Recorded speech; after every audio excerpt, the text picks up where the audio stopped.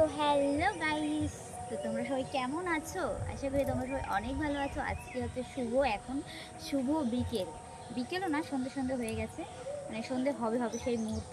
তো অনেক দিন পরে আজকে আবার এক সকাল বৃষ্টি হওয়ার পরে আজকে একটু বেশ বিকেলটা বেশ রমরমা ওয়েদার। তো তার জন্য আজকে মনটাও বেশ ভালোই আছে। তো আমাকে কেমন লাগছে সেটা আগে বলো, তারপরে মেন কথা তোমাদের বলবো, যেটা তোমরা মানে না শুনলেই নয় বা না শুনলেই একটা বুঝতে পারছো। তো অবশ্যই তোমরা একটু কমেন্ট করে জানিও। আর আমি এসেছিলাম একটু ছাদে জামা কাপড় নিতে, মানে জামা কাপড় মেলা ছিল, যেগুলো ভিজা ছিল সেগুলো শুকানোর জন্য দিয়েছিলাম। তো এসছি পরে মনে হলো কি একটুখানি গাছ থেকে একটা ফুল তুলে মাথায় দিই, তো দারুণ লাগছিল। তো তোমরা বলো কেমন লাগবে, ঠিক আছে?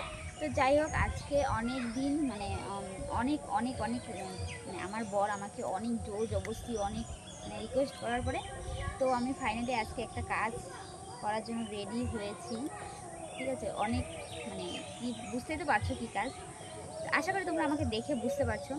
তো অনেক রিকোয়েস্টের পরে আমি রেডি হয়েছি বা রাজি হয়েছি, ঠিক আছে?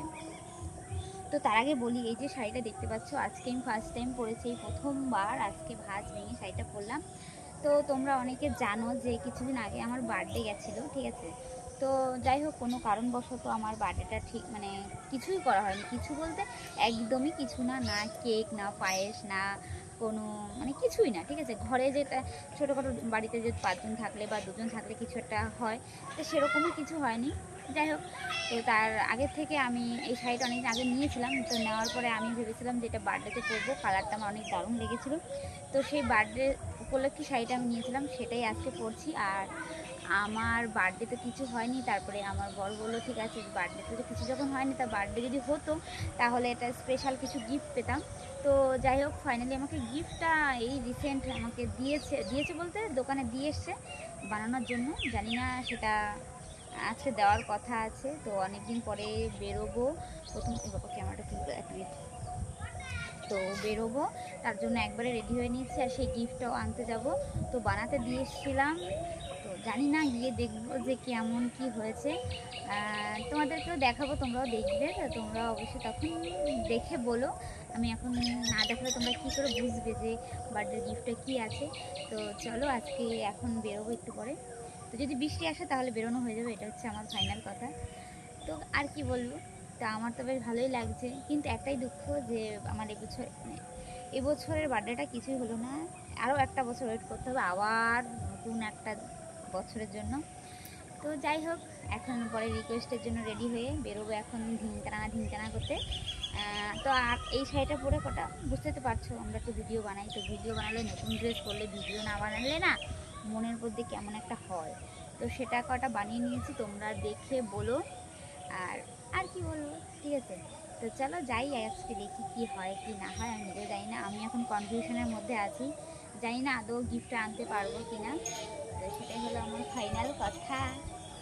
আর এই শাড়িটার সঙ্গে ব্লাউজটা জানি না, এর ব্লাউজ পিস আমি কাটিয়েও নি, যেভাবে এনেছিলাম সেভাবে রেখে দিয়েছি। তো জানি না এবছরে আমার কি বলবো, আর দুঃখ ছাড়া আর কিছুই পেলাম না। আমার এত সুন্দর একটা মানব জনমের দিন গেল আমার, কিন্তু আমি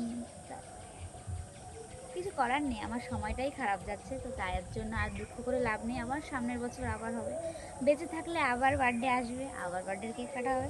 তো চলো, এখন আর বেশি কথা বলবো না, এখন যাব হচ্ছে গিয়ে বাজারে।